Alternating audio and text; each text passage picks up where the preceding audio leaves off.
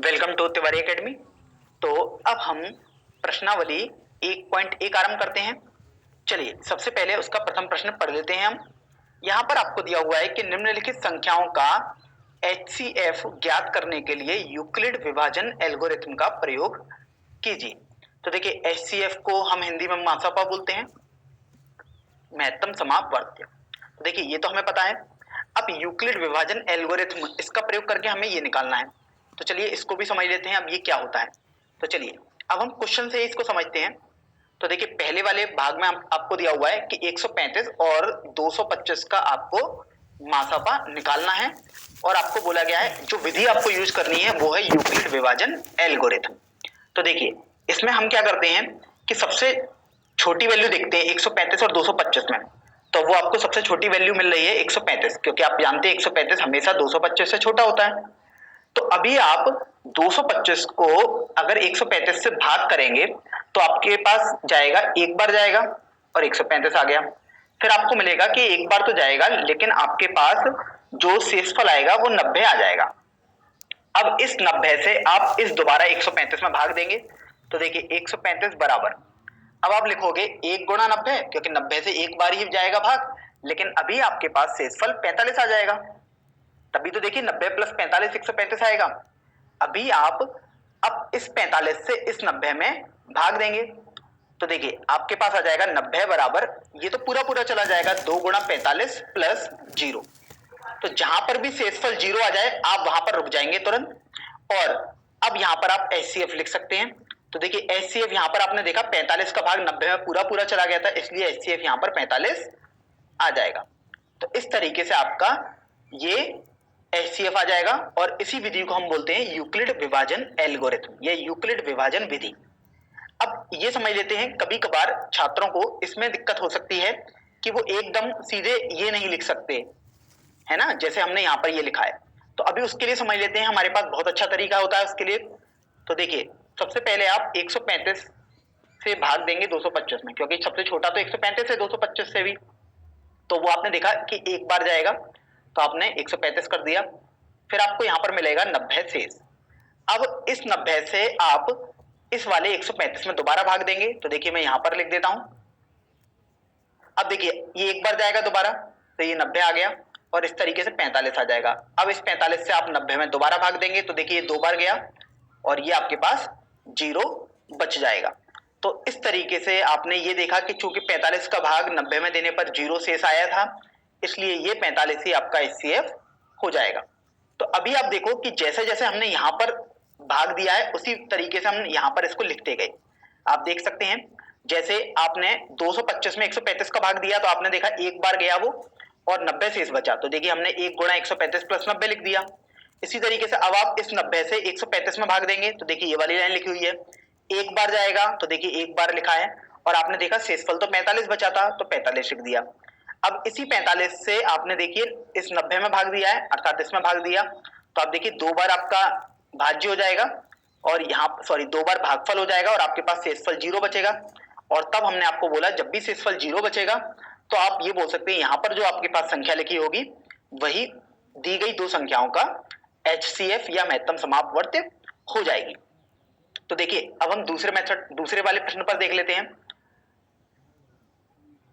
दूसरे वाले प्रश्न में आपको दिया हुआ है 196 और 38 220 है यहां पर। तो अभी आपको इसका HCF अर्थात महत्तम समापवर्त्य निकालना है। तो देखिए अगर आप एक बार में सीधे ना लिख पाए, ये जैसे हमने यहां पर लिखा है, तो आप एक बार रफ में कुछ इस तरीके से भाग देकर देख लेते हैं सबसे पहले। तो देखिए 196 से हम भाग देंगे 38,220 में। तो देखिए आपके पास 38,220 हमने यहां पर लिख दिया। अब यहां पर आप देखो कि अगर आप 196 से इसमें भाग दोगे तो आपके पास एक बार जाएगा, क्योंकि 196 गुणा 2 392 होता है। तो 196 यहां पर लिख दिया आपने। तो आपके पास देखिए बच जाएगा यहां पर 186 और ये 62 आ गया। अब यहां से आप देखो कि यदि आप भाग दोगे तो ये आपके पास 9 बार चला जाएगा। तो आप देख रहे हो कि ये यहां से देखिए 9 गुणा 6 यहां पर 4 आ जाएगा 9 ने 81 और 4 81 और 5 86 के 6 हासिल 8 9 एकम 9 और 8 17। तो अभी आप देखो 12 में से 4 गए तो 8 बचे। फिर आपने देखा कि 15 में से 6 जाएंगे तो ये आपके पास 9 बच जाएगा और ये आपके पास 980 बचा है। तो अगर आप 196 से 980 में भाग देंगे तो ये 5 बार जाएगा, तो ये आपके पास 980 बच गया। तो आपने देखा कि 196 तो कंप्लीटली डिवाइड कर रहा है 38,220 को। तो यहां पर चूंकि शेषफल 0 जहां जहां बच जाए आप तुरंत वहां रुक जाएंगे और बोल देंगे ये वाला जो भाजक है वही आपका HCF हो जाएगा। तो अभी तो हमने इसको रफ मेथड से बेसिकली एक बार भाग करके देखा है। अब हम यूक्लिड विधि से इसको लिख देते हैं जो हमने किया है यहाँ पर। तो देखिए आप लिख सकते हो 38,220 बराबर 195 गुणा 196 प्लस 0 से शेषफल आया है। तो चूंकि 0 से शेषफल आया है तो आप ये जो भाजक है आपके पास इसी को आप HCF बोल देते हैं। तो इस तरीके से आपका HCF 196 हो जाएगा। चलिए अब हम अगले भाग पर बढ़ते हैं, भाग संख्या 3 पर। तो यहां पर आपको तीसरे भाग में दिया हुआ है दो संख्याएं हैं 867 और 255। तो अभी आप इनका HCF निकालेंगे। तो देखिए सबसे पहले हम रफ वर्क थोड़ा कर लेते हैं, अर्थात भाग करेंगे 255 का 867 में। तो आप देखेंगे ये आपके पास 3 बार चला जाएगा, तो यहां से आपके पास आ जाएगा 5 6 और यहां से 7 आ गया। तो अभी आपने देखा ये आपके पास सॉल्व करने पर 102 बचेगा।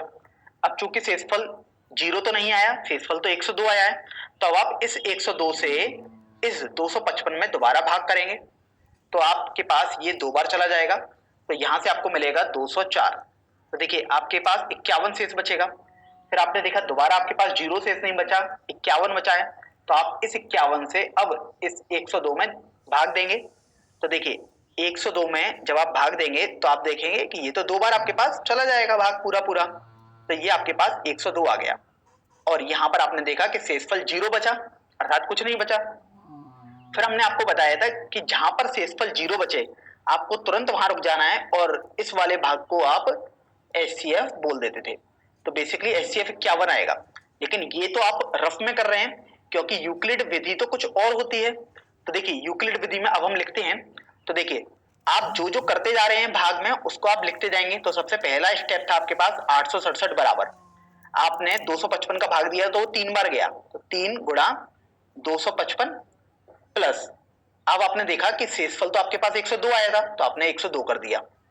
अब आप यहां से देखो आप लिखोगे 255 बराबर अब आपने 102 से भाग दिया था तो ये 2 बार गया था, प्लस फिर आपने देखा 51 बचा आपके पास और फिर आप देखिए 51 से आपने दोबारा भाग दिया था 102 में। तो यहां पर आप 102 गुणा ये देखिए 2 गुणा 51 आ गया प्लस 0 आ जाएगा। चूंकि शेषफल 0 आ गया अर्थात ये जो संख्या है वही आपके पास HCF हो जाएगा। तो इस तरीके से तीसरे भाग का HCF अर्थात महत्तम समापवर्त्य आपके पास 51 आ जाएगा। तो अब हम प्रश्न संख्या 2 हल करते हैं।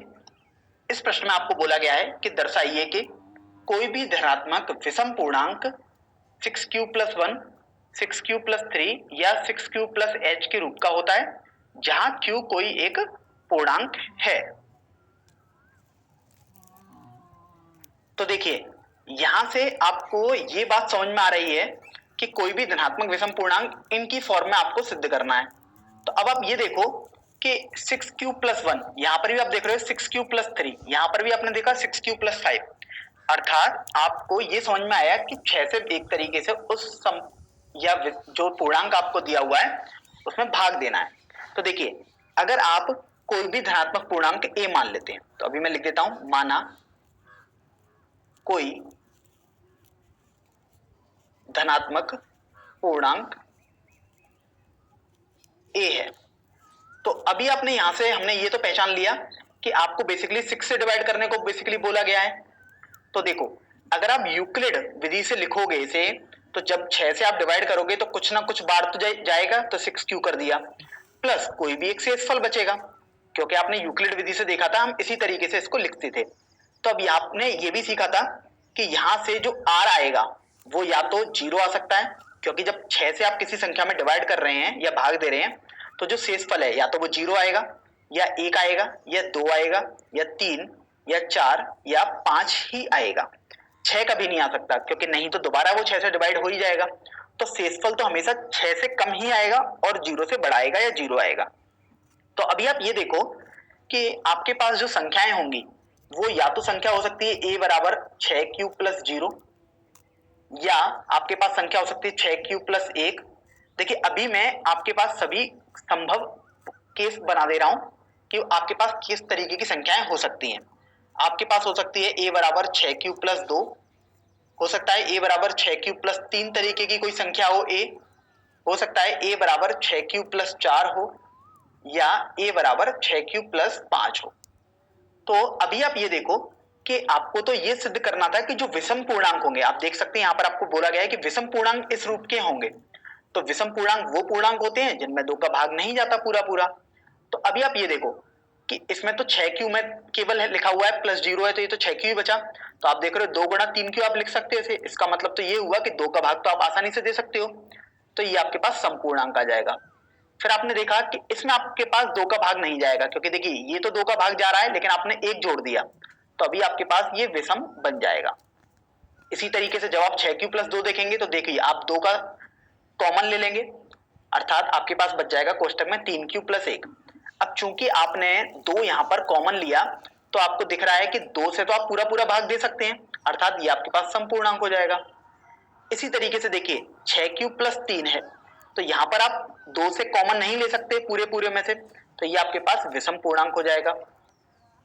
आप यहां पर देखेंगे तो 6 क्यूब प्लस 4, इसे आप 2 कॉमन लेके 3 क्यूब प्लस 2 लिख सकते हैं। अब चूंकि आपने 2 कॉमन ले लिया, इसका मतलब तो ये हुआ कि 2 से भाग तो संभव है इसमें, अर्थात ये आपके पास समपूर्णांक आ जाएगा और ये आपके पास अंत में विषम पूर्णांक आ जाएगा। तो अभी आप देखो कि आपने ये भी पता कर लिया कि विषम पूर्णांक कौन कौन से हो सकते हैं। तो आपको मिला या तो 6 क्यूब प्लस 1 टाइप का हो सकता है, या 6 क्यूब प्लस 3 तरीके का हो सकता है विषम पूर्णांक, या आप देख रहे हैं जो विषम पूर्णांक आएगा वो 6 क्यूब प्लस 5 तरीके का हो सकता है। तो आप देखिए आपको यही सिद्ध करना था कि जो विषम पूर्णांक आएगा वो इन तीनों तरीके में से किसी एक तरीके का ही होगा। तो आपने यहां पर इसको सिद्ध भी कर दिया है। चलिए अब हम अगले प्रश्न पर बढ़ते हैं, प्रश्न संख्या 3 पर। तो देखिए प्रश्न संख्या 3 में आपको बोला गया है कि किसी परेड में 616 सदस्यों वाली एक सेना की टुकड़ी को 32 सदस्यों वाले आर्मी बैंड के पीछे मार्च करना है। दोनों समूहों को समान संख्या में स्तंभों में मार्च करना है। उन स्तंभों की अधिकतम संख्या क्या होगी जिसमें वे मार्च कर सकते हैं। तो अब आप देखिए इस प्रश्न की लैंग्वेज को। यहां पर आपको बोला गया है कि उन स्तंभों की अधिकतम संख्या निकालनी है। अधिकतम मतलब होता है महत्तम। अब आप ये देखो कि आपको बोला गया है कि दोनों को समान संख्या वाले स्तंभों में मार्च करना है। जो 32 सदस्य हैं उनके भी स्तंभ आप बनाएंगे तो समान होने चाहिए, और यहाँ जो 616 सदस्य हैं उनके भी अगर आप स्तंभ बनाओगे तो वो समान संख्या में ही होने चाहिए। तो अब यहां से आपको पता लगा कि ये तो महत्तम समापवर्ती वाली कंडीशन हो जाएगी, अर्थात अब आपको 32 और 616 का महत्तम समापवर्त्य निकालना है। तो अब देखिए यहां पर इस प्रश्न में तो बोला नहीं गया है कि आप किस तरीके से महत्तम समापवर्त्य निकालते हैं। तो देखिए यहां पर आप इसको सीधे भाग करते हैं, तो आप सबसे छोटी संख्या 32 है उससे 616 में भाग करते हैं। तो देखिए आपके पास ये एक बार जाएगा और यहाँ 32 बचा, फिर आपके पास यहाँ पर बचेगा 29 और ये 296। अब आप 32 से 296 में भाग देंगे तो देखिए आपके पास ये 9 बार चला जाएगा और यहाँ जाएगा 9 दूनी 18 और यहाँ पर 88, तो 288 आ गया। अब यहाँ से आप देखिए 16 में से यदि 8 जाएंगे तो आपके पास 8 बचेगा, और अब चूंकि यहाँ पर शेषफल 8 बचा है केवल, तो अब इस 8 से आपको इस 32 में भाग देना है। तो देखिए आप भाग देंगे तो आपके पास ये 4 बार चला जाएगा, तो आपने देखा आपके पास शेषफल तो कुछ भी नहीं बचा, अर्थात 0 बचा है। तो जब भी शेषफल आपके पास कुछ भी नहीं बचा हो तो जो आपके पास भाजक होता है इसी को आप HCF बोल देते हैं। तो यहां से जो आपके पास HCF हो जाएगा वो 8, और यही आपका बेसिकली उत्तर हो जाएगा। अर्थात आप बोलेंगे कि उन स्तंभों की अधिकतम संख्या 8 होनी चाहिए, जिसमें 32 सदस्य भी समान संख्या में आएंगे और 616 सदस्य भी आ सकते हैं। ये तो आपके पास बेसिकली एक तरीका रहा महत्तम समापवर्ती निकालने का। अब देखिए महत्तम समापवर्ती आपको निकालना है 32 और 616 का। तो देखिए अब हम मेथड 2 से सीखते हैं कि महत्तम समापवर्ती कैसे निकाला जाता है। तो देखिए सबसे पहले आप 32 के गुणनखंड निकाल लीजिएगा। तो गुणनखंड कुछ हम इस तरीके से निकालते थे छोटी कक्षाओं में। ये आप 2 से भाग देंगे तो ये 16, फिर 2 से आप ये 8 बार जाएगा, ये 2 से ये 4 बार जाएगा, 2 से ये 2 बार जाएगा और 2 से ये दोबारा करूंगा तो 1 बार जाएगा। अर्थात आपको समझ में आया कि 32 को तो आप लिख सकते हो 2 गुणा 2 गुणा 2 गुणा 2 गुणा 2। तो आपको ये समझ में आ गया कि जो भी अभाज्य गुणनखंड होते थे उनसे हम भाग देते थे। अभी इसी तरीके से आप 616 को भाग देंगे। तो देखिए 616 को यदि आप भाग देंगे तो देखिए सबसे पहले अभाज्य गुणनखंड 2 आएगा, तो उससे आप भाग देके देखेंगे तो ये भाग तो चला जाएगा क्योंकि 6 एक सम संख्या है। तो यहां से आपके पास आ जाएगा 308। फिर देखिए दोबारा आप 2 से भाग दे सकते हैं क्योंकि इकाई का अंक तो सम है। तो 2 से आपने भाग दिया तो ये आपके पास 154 आ गया। फिर आप देखिए 2 से भाग देंगे तो आपके पास 77 आ जाएगा। तो यहां से अब आप देखो कि अब 2 से भाग यहां पर नहीं जाएगा, तो आप 7 से भाग दोगे तो ये 11 आ जाएगा और 11 से यदि आप भाग दोगे तो ये आपके पास 1 बच जाएगा। अर्थात इसका मतलब ये हुआ कि यदि आप 616 के गुणनखंड लिखोगे तो आपके पास हो जाएंगे 2 गुणा 2 गुणा 2 गुणा 7 गुणा 11, क्योंकि ये जो संख्याएं होती हैं यही आपके पास गुणनखंड होती थी। तो आपने 32 और 616 दोनों के गुणनखंड लिख दिए। अब महत्तम समापवर्ती चूंकि आपको निकालना है, तो महत्तम समापवर्ती वो संख्याएं होती हैं जो दोनों में कॉमन आए, जो 32 के गुणनखंडों में भी कॉमन आए और 616 में भी गुणनखंड में कॉमन आए। तो देखिए यहाँ पर 1 2 आ रहा है तो 1 2 ये आ गया तो आपने 2 लिख दिया। इसी तरीके से देखो ये वाला 2 और एक यहाँ पर भी 2 आएगा तो ये भी बेसिकली कॉमन आ रहा है, अर्थात उभयनिष्ठ आ रहा है। इसी तरीके से आपने देखा ये और ये भी आपके पास कॉमन आ जाएगा। फिर आपने देखा आपके पास 2 और गुणा 2 बचा और यहाँ 7 गुणा 11 बचा, इनमें कोई भी कॉमन तो आपके पास है ही नहीं। अर्थात अब जो आपने HCF लिखा था ये यही आपका उत्तर हो जाएगा। तो इस तरीके से आपके पास HCF 8 आ जाएगा। अर्थात इस प्रश्न का उत्तर भी 8 हो जाएगा कि वे 8 स्तंभों में मार्च कर सकते हैं। चलिए प्रश्न संख्या 4 को अब हल कर लेते हैं। इस प्रश्न में बोला गया है कि यूक्लिड विभाजन प्रमेय का प्रयोग करके दर्शाइए कि किसी धनात्मक पूर्णांक का वर्ग किसी पूर्णांक m के लिए 3m या 3m+1 के रूप का होता है। तो अभी आप ये देखो कि यहां पर अगर आप कोई भी एक धनात्मक पूर्णांक मान लेते हैं, तो सबसे पहले अगर हम मान लेते हैं कि कोई धनात्मक पूर्णांक आपके पास a है, तो यहां से अगर उस धनात्मक पूर्णांक को आप 3 से विभाजित करोगे, तो 3 से यदि आपने विभाजित किया तो आपके पास जो भागफल आया मान लीजिए q आया, तो आपके पास जो शेषफल बचेगा वो तो r आया। तो यही तो आपके पास यूक्लिड विभाजन प्रमेय का थी। तो आपने देखा कि जो शेषफल आएगा 3 से आप भाग दे रहे हैं तो शेषफल अर्थात r जो है वो या तो 0 आ सकता है या 1 आ सकता है या 2 आ सकता है, इससे कभी भी ज्यादा नहीं आएगा। ये आपने सीखा ही है। अर्थात आपको समझ में आया कि जो संख्या है धनात्मक पूर्णांक है a वो या तो 3q तरीके का हो सकता है या आपके पास जो संख्या है a वो 3q+1 तरीके की हो सकती है, या जो संख्या a आपने मानी थी वो 3q+2 तरीके की हो सकती है। तो देखिए आपको ये तो समझ में आ गया। अच्छा ध्यान आपको ये भी रखना है कि जो यहाँ पर q होता है वो एक इंटीजर अर्थात पूर्णांक ही होना चाहिए, क्योंकि जब भी आप भाग देते हो तो भागफल तो पूर्णांक ही होना चाहिए। तो अभी आप ये देखो कि आपको बोला गया था कि पूर्णांक को वर्ग करना है। तो यहाँ पर देखो अगर आप a स्क्वायर निकालोगे तो a स्क्वायर का वर्ग अर्थात a स्क्वायर अर्थात 3q का वर्ग करना पड़ेगा, तो ये 9q स्क्वायर आ जाएगा। इसी तरीके से देखिए यहाँ पर हम इसका स्क्वायर करेंगे तो यहाँ पर इस संख्या का स्क्वायर करोगे तो 3q+1 का होल स्क्वायर आ जाएगा। तो उसको थोड़ा हल कर लेते हैं। तो a स्क्वायर देखिए आपके पास आ जाएगा 9q स्क्वायर प्लस 6q+1, या अब देखिए अगर आप इस a का वर्ग करोगे तो a स्क्वायर आपके पास हो जाएगा 3q+2 का वर्ग, और देखिए अगर आप इसको हल करोगे तो a स्क्वायर ये आ जाएगा 9q स्क्वायर प्लस 12q+4 के बराबर। तो अभी आप ये देखिए कि यहां से ये संख्या आप लिख सकते हो a स्क्वायर बराबर 3 को कॉमन ले लिया तो 3q स्क्वायर आ गया। इसी तरीके से अगर आप देखेंगे इसको आप लिख सकते हो ए स्क्वायर बराबर, देखिए 3 आप इन दोनों में कॉमन ले सकते हैं तो आपके पास आ जाएगा 3q² प्लस 2q प्लस 1।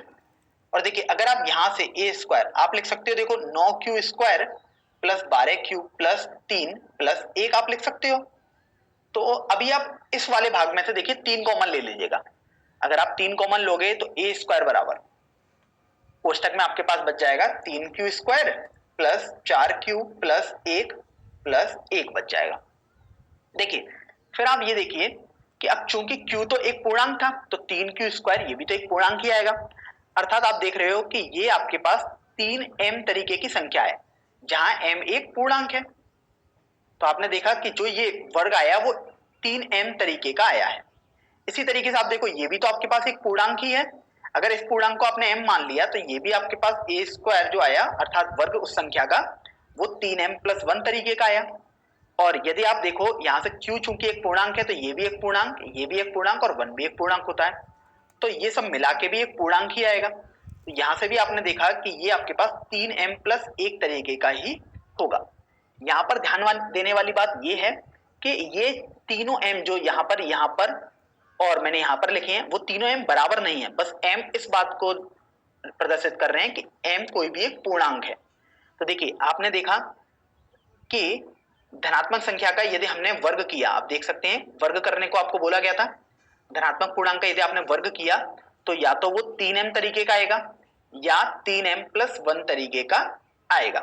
इसी बात को आपको सिद्ध करना था। तो इस तरीके से आपका यह प्रश्न सिद्ध हो चुका है। तो अब हम प्रश्नावली 1.1 का सबसे अंतिम प्रश्न अर्थात प्रश्न संख्या 5 हल करते हैं। यहां पर आपको इस प्रश्न में बोला गया है कि यूक्लिड विभाजन प्रमेय का प्रयोग करके दर्शाइए कि किसी धनात्मक पूर्णांक का घन 9m 9m प्लस 1 या 9m प्लस 8 के रूप में होता है।